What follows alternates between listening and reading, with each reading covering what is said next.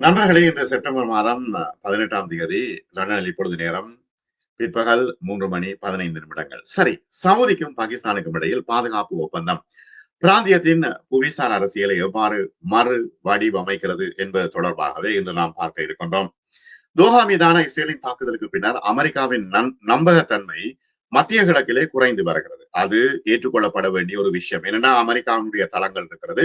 ஆகவே அங்கிருந்து எதிர்ப்பு எதுவுமே இஸ்ரேலினுடைய வான்படைக்கு தெரிவிக்கவில்லை. ஆகவே இவர்கள் முதுகில் குத்தக்கூடியவர்கள் என்கின்ற ஒரு பிரச்சனை தற்பொழுது இருக்கிறது. நம்பகத்தன்மை குறைந்து வருகிறது. ஆகவே இந்த ஒப்பந்தம் வளைகுடாவில் மிகப்பெரிய அதிர்வலைகளை ஏற்படுத்தி இருக்கிறது. உண்மைதான். ஏனெனில் பாகிஸ்தான் அணு ஆயுதம் வைத்திருக்கிற நாடு. எனவே பாகிஸ்தான் சவுதி உடனான இந்த ஒப்பந்தம் உண்மையிலேயே ஒரு முக்கியமான பாதிப்பை ஏற்படுத்தி இருக்கிறது. இப்பொழுது இருக்கின்ற சூழ்நிலையில் இந்தியாவையும் இது பாதிக்கிறது என்று சொல்கின்றார்கள். இல்ல, என்னன்னா, மத்திய கிழக்கு நாடுகளில் ஏதாவது ஒரு உறுதியான ராணுவ கட்டமைப்பு தேவை என்பதை இப்பொழுது அரபுகள் உணர்ந்திருக்கிறார்கள்.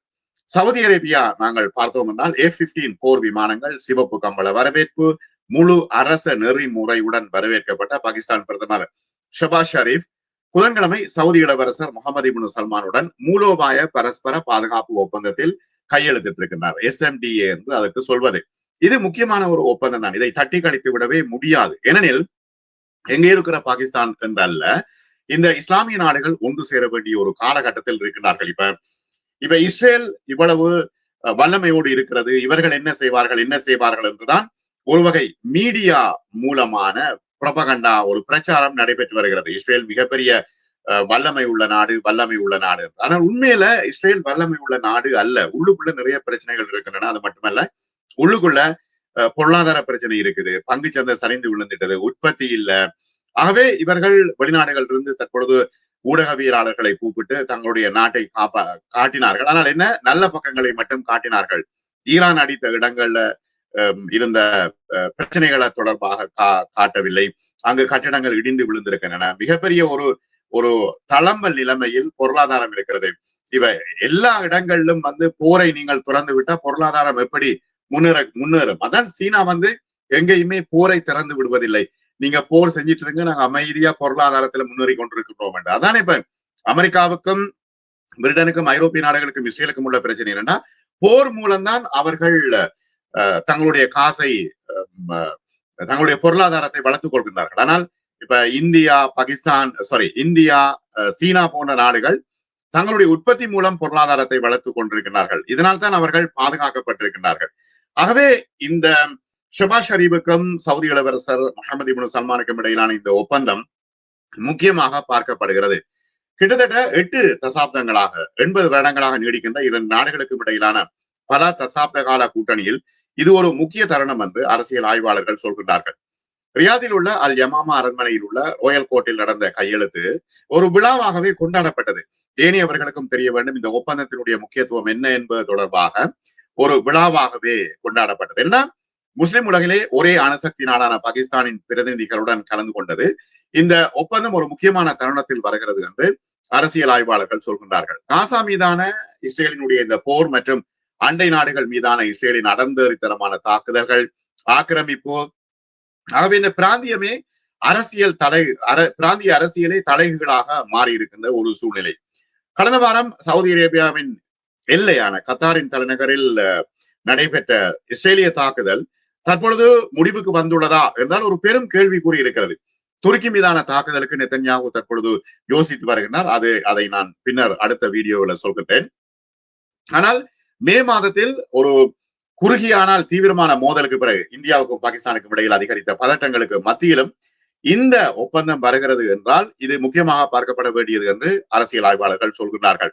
இப்ப இது தெற்காசியாவை அணு ஆயுதம் ஏந்திய அண்டை நாடுகளுக்கு இடையே ஒரு முழுமையான போரின் விளிம்புக்கு இட்டு சென்றது. ஏற்கனவே இந்தியாவுக்கும் பாகிஸ்தானுக்கும் இடையில் அது எல்லோருக்கும் தெரிந்த செய்தி. சவுதி அரேபியாவுடனான ஒப்பந்தம் பாதுகாப்பை வலுப்படுத்துவதற்கும் பிராந்திய அமைதியை மேம்படுத்துவதற்கும் 2 நாடுகளுக்கு இடையில் பகிரப்பட்ட உறுதிப்பாட்டை பிரதிபலிக்கிறது என்றுதான் ராணுவ ஆய்வாளர்கள் பார்க்கிறார்கள். ஆனா எந்த ஒரு ஆக்கிரமிப்பு எதிராக கூட்டு தடுப்பை வலுப்படுத்துவதற்கு 2 பேரும் மட்டுமல்ல, முழு வளைகுடா நாடுகளும் சேர்ந்து ஒரு கூட்டு தடுப்பை வலுப்படுத்த வேண்டும் என்று இப்பொழுதாவது யோசித்திருக்கிறார்களே என்று சொல்லக்கூடியதாக இருக்கிறது. பாகிஸ்தான் வெளியுறவு அமைச்சகம் இந்த விஷயத்தை தெரிவித்திருக்கிறது. என்னன்னா, எந்த ஒரு ஆக்கிரமிப்புக்கும் எதிராக ஒரு கூட்டு தடுப்பை வலுப்படுத்துவதற்கு, எந்த ஒரு நாட்டுக்கும் எதிரான எந்த ஒரு ஆக்கிரமிப்புக்கும் 2 நாடுகளுக்கும் எதிரான ஆக்கிரமிப்பாக கருதப்படும் என்று ஒப்பந்தம் சொல்கிறது. அதாவது பாகிஸ்தான்ல அடர்ந்தேறினா அது அதுக்கு சவுதி உதவி செய்யும், சவுதியில அடர்ந்தேறினா அதுக்கு பாகிஸ்தான் உதவி செய்யும் என்று இந்த ஒப்பந்தம் சொல்றது. வாஷிங்டன் டிசியை தளமாக கொண்ட ஸ்டிம்சன் மையத்தின் மூத்த உறுப்பினரான அஸ்பாண்டியர் மிர் இந்த ஒப்பந்தத்தை இரு நாடுகளுக்கும் ஒரு திருப்பு முனை என்று விவரித்திருக்கிறார். உண்மையில அமெரிக்கர்களும் இதை உற்று நோக்குகிறார்கள். அமெரிக்க இராணுவ ஆய்வாளர்களும் போர் தொடர்பான ஆய்வாளர்களும் இதனை உற்று நோக்குகின்றார்கள். பனிப்போரின் பொழுது அமெரிக்காவுடன் பரஸ்பர பாதுகாப்பு ஒப்பந்தங்களை பாகிஸ்தான் ஏற்கனவே செய்திருந்தது. ஆனால் 70களுக்கு பிறகு அது சரிந்து விட்டன. சீனாவுடன் கூட விரிவான பாதுகாப்பு ஒத்துழைப்பு இருந்த போதிலும் பாகிஸ்தானுக்கு முறையான ஒரு பரஸ்பர பாதுகாப்பு ஒப்பந்தம் இல்லை. சிட்னி தொழில்நுட்ப பல்கலைக்கழகத்தின் தெற்காசிய பாதுகாப்பு ஆராய்ச்சியாளர் முகமது ஃபைசல் என்ன சொல்றாருன்னா, இந்த ஒப்பந்தம் பாகிஸ்தான் 2 முக்கிய வளைகுடா கூட்டாளிகளான ஐக்கிய அரபு எமிரேட்ஸ் மற்றும் கத்தாருடன் இதே போன்ற இருதரப்பு பாதுகாப்பு ஒத்துழைப்பில் ஈடுபடுவதற்கான ஒரு முக்கிய ஆரம்பமாக இது கருதப்படுகிறது. உடனடியாக இந்த ஒப்பந்தம் நடைமுறைக்கு வருகிறது. பலதரப்பட்ட பாதுகாப்பு ஒத்துழைப்பை ஒருங்கிணைத்து முறைப்படுத்தப்படும் கூட்டு பயிற்சிகள், பாதுகாப்பு மற்றும் ஆயுத உற்பத்தி, சவுதி அரேபியாவிலே பாகிஸ்தானின் துருப்புகளின் விரிவாக்கம் மூலம் அதை விரிவுபடுத்துவதற்கான புதிய வழிகளும் ஆராயப்படும். என்னன்னா, பாகிஸ்தான் துருப்புகள் ஏற்கனவே நல்ல பயிற்சியில இருக்கிற துருப்புகள். ஆனால் இங்கே உள்ள சவுதி துருப்புகள் பயிற்சி போதாது. என்னன்னா, இங்கே ஹவுத்திகளை தாக்க போன நேரம் ஹவுத்திகள் 2ஆக பிளந்து சவுதிய துருப்புகள் எல்லாரையும் கைது செய்துட்டு போயிட்டார்கள். ஆனா போன நேரம் 500 பில்லியன் ஆயுதம், அமெரிக்கா கொடுத்த ஆயுதம் இருக்குதானே, இந்த ஆயுதங்கள் ஏற்கனவே இந்த ஆயுதங்கள் எல்லாத்தையும் எடுத்துக்கொண்டு போனது. ஆனா ஹவுத்திகள் எல்லாரையும் பிடிச்சு கைது செய்து விலங்கிட்டு கொண்டு போய் அது திரும்ப விடுபட்ட கதை உங்களுக்கு தெரிந்திருக்கும். அல்லாவிட்டால் நான் மற்றும் ஒரு சந்தர்ப்பத்தில் அதை கூறுறேன், இப்ப டைம் இல்லை. ஆகவே 1947 பாகிஸ்தான் சுதந்திரம் பெற்ற பிறகு சவுதியும் நட்பு ஒப்பந்தத்துல கையெழுத்திட்டன. ஆனால் தற்பொழுது இருக்கின்ற சூழ்நிலையில் சவுதியில ஏற்கனவே 1967 முதல் பாகிஸ்தான் 8000க்கும் மேற்பட்ட சவுதிகளுக்கு பயிற்சி அளித்திருக்கிறது.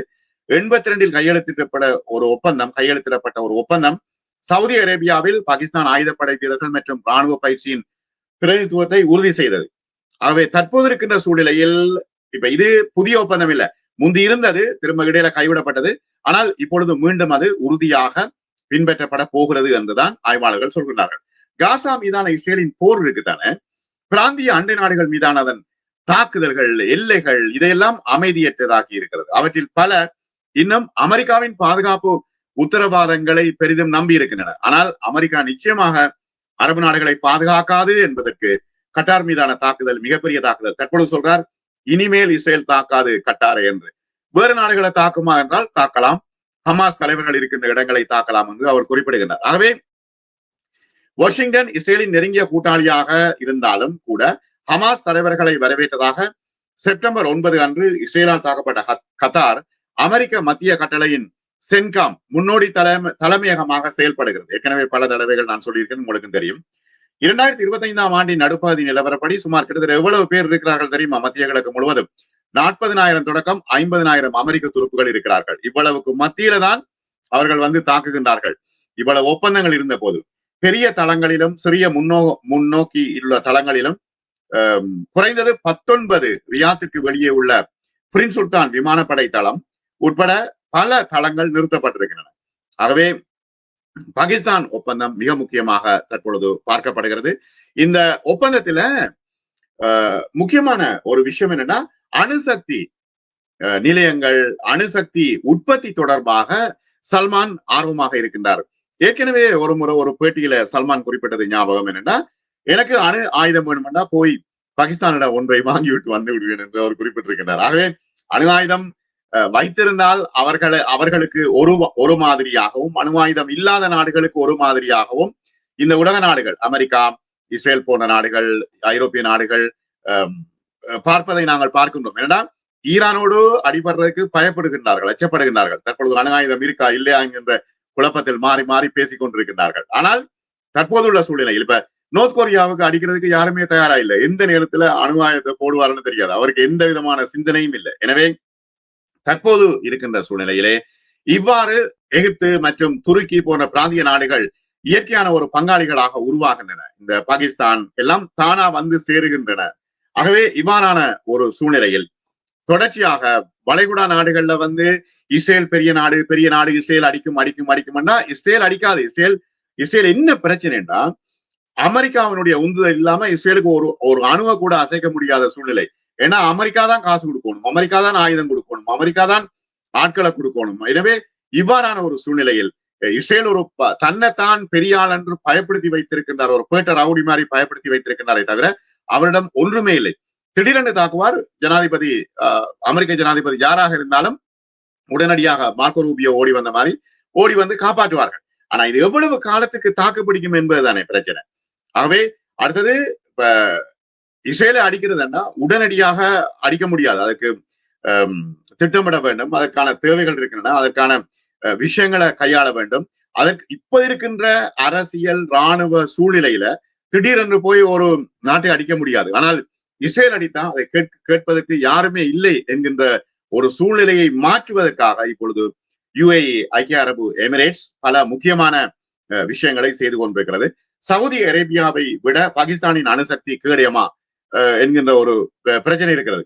புதைபடிவ எரிபொருட்கள் இருந்து பன்முகப்படுத்தப்பட்ட பொதுமக்கள் பயன்பாட்டிற்காக அணு தொழில்நுட்பத்தை பெறுவதில் சவுதி அரேபியா நீண்ட காலமாக ஆர்வத்தை வெளிப்படுத்தி இருக்கிறது.